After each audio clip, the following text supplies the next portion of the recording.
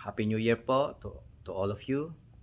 At ako po ay si Pastor Bernie dito po sa San Francisco, California. At nais ko po sana sa inyo na makapag-share ng kaunti sa nangyayaring political career ng ating bayang Pilipinas, no po. At ako po ay isinilang dito po ng late 60s, no po. At naranasan ko po ang mga bagay ng early 70s and 80s to 90s. Maaaring mahulaan niyo na po ang aking edad sa oras na ito, sa panahong ito, but hindi ko po kinahiya ang aking edad dahil nakikita naman po ay our age is only by number. Ang mahalaga po ay makapag-share sa inyo, lalo na po sa mga viewers ng ating bayang Pilipinas, no po. Ako po ay nagpapasalamat sa mga Pilipino na tumatangkilik sa ating political career ng bawat isang pangulong tumatakbo sa Pilipinas. Nais ko lamang pong maunawaan ng mga kabataan itong mga Manillennial na ang aming time enduring 70s ay napakaganda. Ito po ay ang panahon o ang karir ng ating Pangulong Ferdinand E. Marcos. Kami po ng aking buong pamilya ay nabubuhay ng mapayapa nung panahon na yon, even though I heard that the martial law in that time ay naging katakutan doon po sa mga Pilipino. Mga kapatid, tayo po ay iniligaw ng mga balita o ng mga maling balita ng mga panahon na kung saan ang martial law ay napakagulo. Hindi po totoo, mga kapatid, na napakagulo ng martial law. Kaya po nagkaroon ng martial law that time, which is 1972, dahil ang ating bayang Pilipinas ay halos masasakop na po ng tinatawag na komunista. At ang Pangulong Marcos, dahil sa kanyang karunungan at sa kanyang mga intelligence report, alam niya naman po ang Pangulo ay maraming mga malaki ang scoop niya about the intelligence report. Napili po ng ating Pangulong Marcos at tinatag niya ang martial law upang iligtas niya po ang bayang Pilipinas na maging malaya sa paglalahad ng mga salita at maging malaya sa tungkulin at pag-ibig sa ating bayan. Kaya po nagkaroon ng tinatawag na kilusang KKK o bagong lipunan. Mga kapatid, nung ako po ay nag-aaral ng elementary, I remember po, ang Nutriban po noon, mga kapatid, ay 10 centavos lamang at may soup po kami nagkakalaga ng 10. Binibigyan po ako ng aming ina ng 5 cents, 5 cents that time. Yung 10 centavos sa Nutriban, tapos yung 10 centavos doon naman po sa soup. Tapos may palaman po yung 5 na ilalagay namin sa Nutriban. Papipipiin po namin yon. Napaka yaman po ng ating bayan, mga kapatid, ng mga panahon na yon. Alalahanin niyo po, sinira po ang ating Pangulong Marcos nitong mga politician na may mga bad influence po, mga sila po ang sumira ng ating bayan, mga kapatid, na siniraan po ang ating Pangulong Marcos. Actually po, ang Lopez Meralco po ng panahon na yon ay nagkautang po ng malaking financial problem sa mga bangko. Sumulat po yan sa ating Pangulong Ferdinand Marcos sa Malacanang. At tinulungan po sila, binay out po ng gobyernong Pilipinas, ng Republika ng Pilipinas, under by the President Marcos, ang pagkakautang nito pong mga Lopez. Dahil hindi na po nila mabayaran ito, sinikwester po ng Pilipinas, ng government of the Philippines.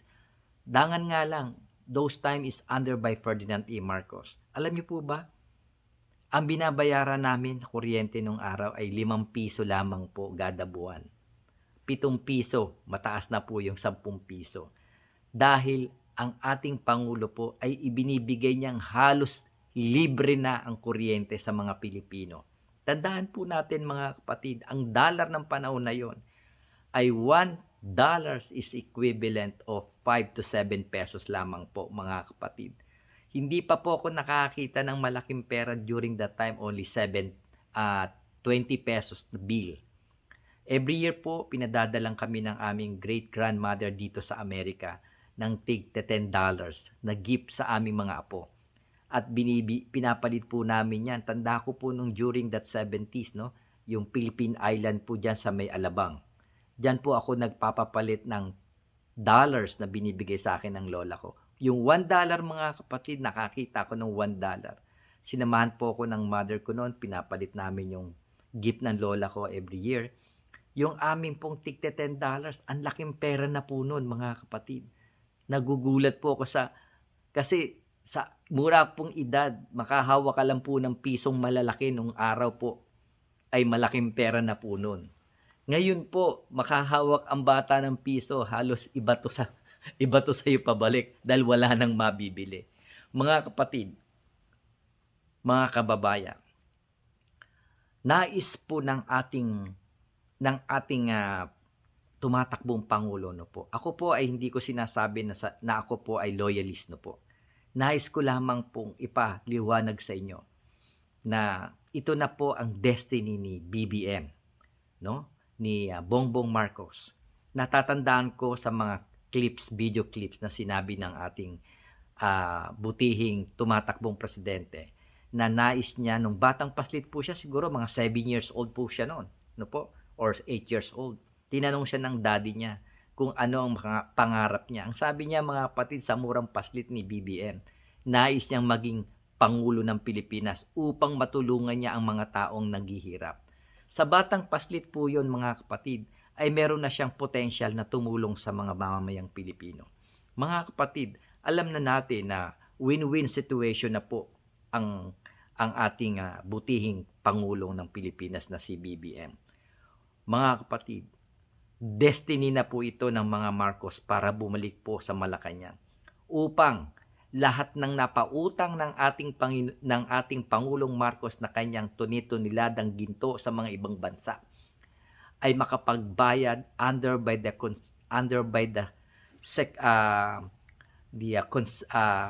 executive order of the president, which is under by Marcos's name. At kung yan po ay makakapasa si Marcos, no po, si Bongbong Marcos Jr., magkakaroon po yan ng execute letter to all country na nakautang sa kanyang ama. At ito po ay magbabayad ng tubo pa lamang sa ating bayang Pilipinas at giginhawa po at ipapatuloy ng kanyang anak ang power plan ng ginawa ng kanyang tatay na hindi binuksan po ni Corazon Aquino. Dahil sa galit po ni Corazon Aquino at paghihiganti sa kanyang asawang namatay, lahat po ng mga nagawang proyekto nitong ating Pangulong Marcos ay kanyang itinigil. Magmula po pagkatapos ng People Power, na kasama po tayo niyan mga kapatid. Ako po ay graduate noon sa Philippine Technology School, sa PATS, no po, Philippine Aeronautical School. Nagtitraining po ako ng Philippine Air Force that time. No? Yan po nagkaroon ng people power. Hindi po ang people power ang nagpaalis sa ating Pangulong Marcos. Kung hindi, ayoko na pong magbanggit dahil nandito po ako sa bansang ito at kayo na lang po ang mag-search diyan po sa YouTube. Anyway, mga kapatid, mga kababayan, kahit hindi po natin pag-isipan ng mabuti man o masama, magkaisa po tayo mga kapatid na maging solid ang ating boto dito kay BBM sapagkat sure win na po si BBM. Ito na po yung nasusulat na binigay na po ng Panginoong Diyos ng Israel na kung paano tinulungan ng bayang Israel sa panahon ni Quezon yung 1,200 Jewish people nung before the Second World War. Tinulungan po natin yan mga kapatid. Kinupkup po yan ng bayang Pilipinas. Wala po tumanggap sa mga Hudyo during that time. Ang Australia, hindi po sila binigyan ng visa. ang Hong Kong, ang Malaysia, ang Singapore. Tanging Pilipinas lamang po ang tumanggap sa mga Jewish people. Ito po ang ganti sa atin ng Panginoon. Sinabi ng Panginoon kay Abraham, kung kung sino man ang magpapala sa iyo ay aking pagpapalain, at kung sino mang sa iyo ay uusig ay aking ding uusigin. Mga kapatid, ito na po ang panahon na dapat lingapin natin ang victorious win-win position ng ating butihing tatakbo na si Bongbong Marcos. Pagkaroon tayo ng pagkakaisa. Labanan natin ang masasamang plano ng mga kalaban. No po. Ako po ay isang Guardians Mindanao sa SGF. Supreme Godfather po ako ng Guardians. Nais ko rin namang pong pasalamatan itong si ating brother Manny Pacquiao. Dangan nga lang mga kapatid ay hindi niya pa panahon upang tumakbo bilang Pangulo ng Pilipinas. Nais ng Panginoon na ibalik ang glorious ng Pilipinas, ang maharlikang bansa ng Pilipinas sa Southeast Asia.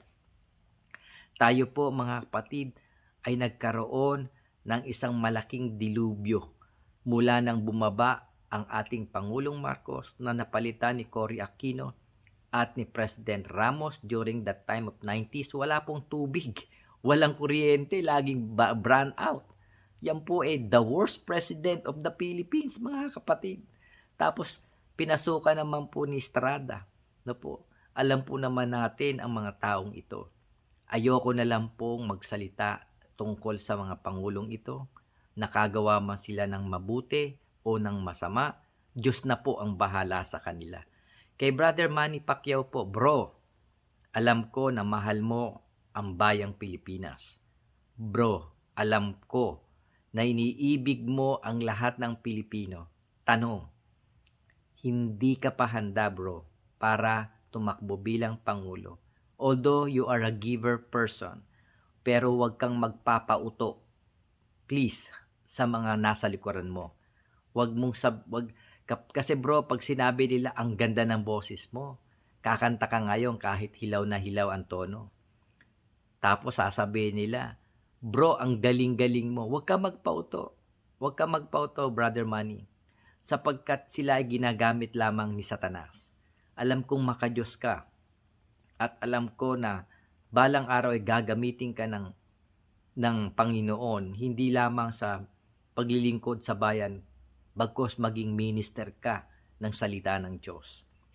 At alam ko na pagdating ng panahon na kapag nakaupo na si Sara at itong si Bongbong ay gagawin kang goodwill, ambassador of goodwill sa iba't ibang bansa sapagkat napakaganda ng puso mo, Brother Manny.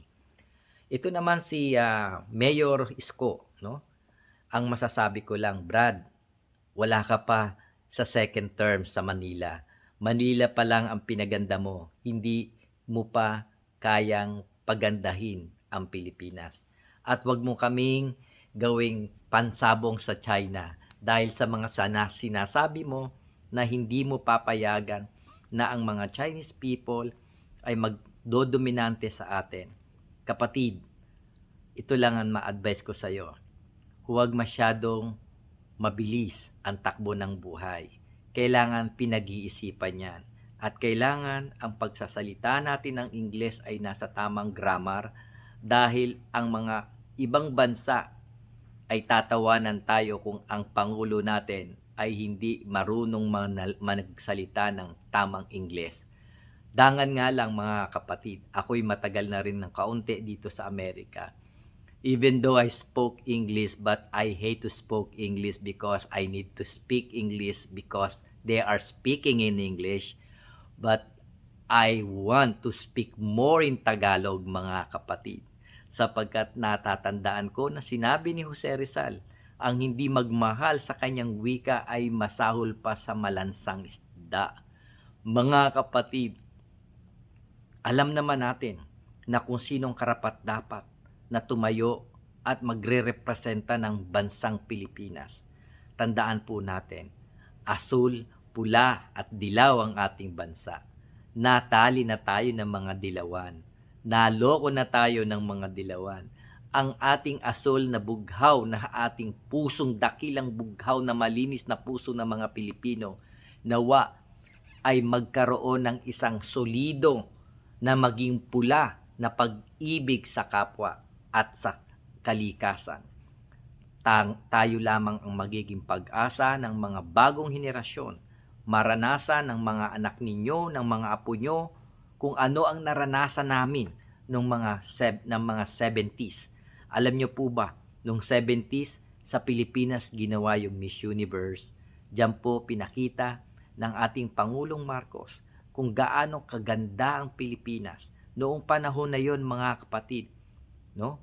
Nasilip na ng ating Pangulong Marcos kung gaano niya palalawakin ang EDSA. Kaya siya po ang nagkaroon ng instinct na magkaroon ng MRT dyan po sa EDSA. Siya din po ang nag-instinct, mga kapatid, ang mga pulo na magkaroon ng driving o makapagbiyahe ang mga sasakyan pulo sa pulo. Kaya po nagkaroon ng San Juanico Bridge. Yan po ay nagawa ng 70s. Kung siya po ay nagnakaw during that time, wala naman pong malaking pondo ang Pilipinas. Paano po siya nakapagnakaw? Hindi po nagnakaw, kundi siya po ang ninakawan, ang ating Pangulong Marcos. Dahil before na maging presidente po ang ating Pangulo, meron na po siyang ginto. Dahil siya po ay napaka-bright person being a lawyer, hindi po siya naniningil ng papel na pera o physical money. Bagkos, ang kanya pong hinihingi ay gold ang binabayad. Hindi lamang po mayayamang Pilipino ang naging client ng President Marcos, maging ang iba't ibang mga bansa po, because they know that this President Marcos has a talent and a good, great lawyer.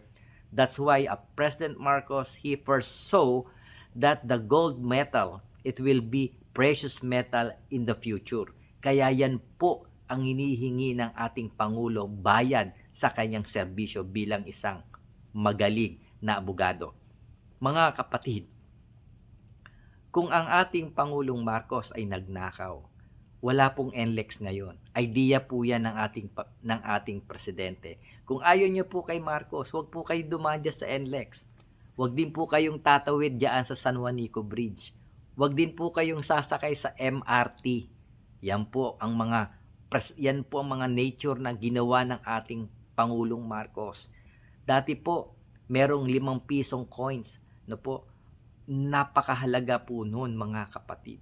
Ang mga pera nung araw ay may value. Although ang bansa natin, hindi po tayo nag-aangkat ng bigas sa ibang bansa, kundi tayo po ang nag-e-export ng bigas sapagkat tayo po ay may masagana 99 that time.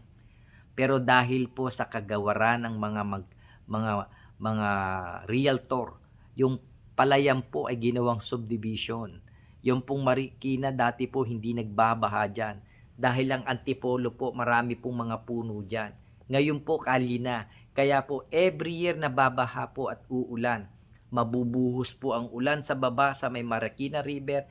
Ito pong Pasig at Marikina ay lulubog po yan. Sa every year, dahil wala na pong kakapitang puno, dahil ang kalye po ay puro sementado na. Sana wala na pong kakapitan ng puno. So sana po ibalik natin at takot, no? Napatayin ang mga puno, putulin ang mga puno, at mahalin natin ang kalikasan natin sapagkat iisa lang ang Pilipinas, mga kababayan.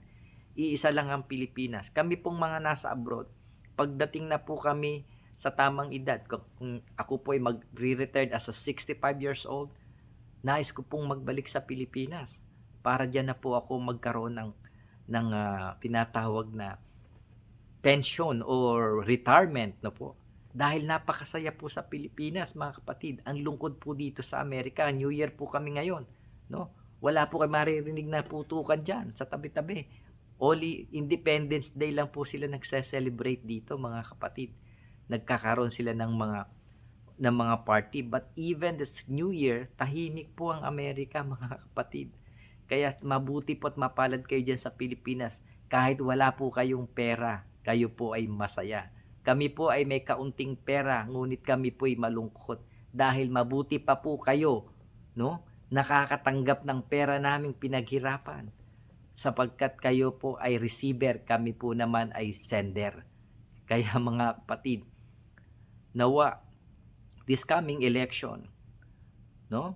Isipin nyo ang kinabukasan ng inyong mga anak, ng inyong magiging mga apo at henerasyon. Dahil ngayon na po ay binibigyan tayo ng chance ng Panginoon na bibigay niya sa atin ang isa bang puno o leader ng bansang Pilipinas para sa kauunlad ng bayan. Ngayon po ay binigyan tayo ng isang dakilang presidente, Presidente Digong, si Mayor, no? Si Mayor Digong. Kabro po namin yan, isa po siyang guardian, no? Isa rin po siyang member din po siya ng Philippine Eagle. Napakabuti ng puso po ni Mayor. Wala na po kayong makikita pang isang leader ng bansa na hindi mo makikitang pumoporma o madalas magsuot ng Amerikana, lagi nakaporma. Wala po. Kundi si Mayor Digong. Si Mayor Digong lang po ang tanging presidente na napaka-humble. Para po siyang si Magsaysay nung panahon na yon na kinukwento sa amin ng father namin, ng aming lolo. Ano po? Kasi ang aming father po ay nagtatrabaho sa Public Works and Highway during the Marcos regime. Ano po? Naranasan po namin mga kapatid, sa mga kababayan, sa panahon po ni Marcos, ang gaang po ng buhay namin. Ang tao po napakagalang. Pag nakita po yung mga may edad na, lalapit po kami, nagmamano kami kahit hindi namin kilala. Kasi yun ang sinabi sa amin ng aming magulang eh. Pero mga bata ngayon, ang babastos. Kung ano-anong maririnig yung masasamang salita. Kasi wala na pong tinatawag na bagong lipunan. Ang tao ngayon sumobra sa lipunan, kaya po naging maraming adik. At buti na lamang, mahal tayo ng Diyos. Ibinigay sa atin si Mayor Digong Duterte upang sagupain at putulin ang mga masasamang elemento sa Pilipinas upang tayo ay magkaroon ng pag-asa bawat isa. Kaya malaki po ang utang na loob ng bayang Pilipinas kay Mayor Digong Duterte dahil siya lamang po ang nag-open ng kaisipan ng mga maralitang Pilipino na tayo ay inaalipin ng mga oligarchs. No po, hindi tayo pinanganak lahat na may kaya, kundi tayo ay pinanganak sa tamang panahon. Ngunit nais na po ng Panginoon, mga kapatid, na tayo mga Pilipino ay bumangon sa puno ng Asya, na tayo lamang ay may karapatan sa ating bayan, na huwag tayo magpapaligaw sa mga maling mga politiko na dadalin tayo sa kalalim-laliman. Mga kapatid, sana po ay buksan nyo ang inyong kaisipan. Magkaisa po tayo. Ako po, na 10 ng aking sambayanan, to all my family, my relatives, kami po ay solid na bumoboto kay Bongbong Marcos dahil alam po namin na siyang magdadala sa atin muli sa tugatog ng ating bayang Pilipinas. Isa lang po ang Pilipinas. Tayong mga Pilipino ay Pilipinong pinili ng Diyos para sa kanyang kaluwalhatian. Sana mga kapatid, itong darating na eleksyon, uuwi po ako, may awang Diyos, this year, kasi mamaya na po ang New Year, makaboto ako sa Pilipinas o kaya dito sa Philippine Embassy, boboto po kami ng aking mga kaibigan. At amin pong napag-usapan na ang Pilipinas ay babangon sa bagong liderato ni President Bongbong Marcos Jr. Sana ay magkaisa tayo. Kung kayo ay may pusong Pilipino at bughaw, pula, tapang, at pananampalataya, magkaisa tayo mga kapatid na atin iboto ang ating bagong magiging Pangulo na si Ferdinand Marcos Jr. at Sara Duterte.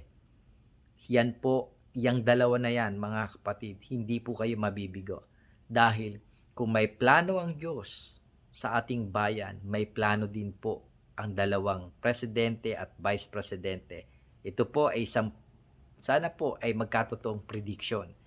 Pagkatapos po ng 3 years sa paglilingkod ni Bongbong Marcos, makikita niyo po ang malaking pagbabago ng Pilipinas. Lalo po siyang mamahalin ng mga Pilipino. Although may mga oligarch na maninira, yung mga press na maninira sa ating Pangulo, ngunit yan po ay mahadlangan ng Panginoon sapagkat yan po ay hindi kalooban ng Panginoon. At ang susunod na pong presidente, kailangan po ay magkatuloy-tuloy mula po kay Digong, kay Mayor Digong, kay Marcos, Ferdinand Marcos, and Sara. Ang susunod pong magiging presidente, mga kapatid, ay si Sara Duterte na. At yan po, pagka yan pong 6 years and then another 6 years sa magandang pagiging leader ng dalawang ito, magiging maayos po ang ating bayang Pilipinas. Maaaring mababawasan po ang mga mga workers sa iba't ibang bansa. Uuwi na po kami. Kaya lang naman po kami narito para po sa aming mga mahal sa buhay. Makapag-supply kami ng mga tulong dyan sa Pilipinas. No po. Kaya po na umaalis ang mga magagaling na Pilipino sa Pilipinas dahil po sa kakulangan, no, ng buhay o financial support sa pamilya. Kaya yung magagaling pong ihenyero, doktor, abogado, arkitek, no po, naglalabasan po dahil po kulang po yung financial support. Dangan nga lang mga kapatid, kapag tayo po ay umasenso na ang Pilipinas, tayo na po ang mag-hire ng mga tao na sa iba't ibang lugar. Sana po maranasan natin na meron tayong katulong na tiga India, may katulong tayo na mga Bangladesh, may mga katulong tayong Vietnamese. Sana po, no, maranasan natin yun sa ating bagong bansang lipunan sa Pilipinas, na ang katulong natin hindi na Pilipino, kundi ibang lahi naman. Sana po, I've dreamed na become part of the industrial part of the new Philippines. Nais po ng Pilipinas na magkaisa po tayo, lalo na po ang Panginoon, na binigyan tayo ng bagong pag-asa. Maraming salamat po. Sana po ay masiyahan kayo sa inyong bagong taon for this year. To God be the glory. Amen.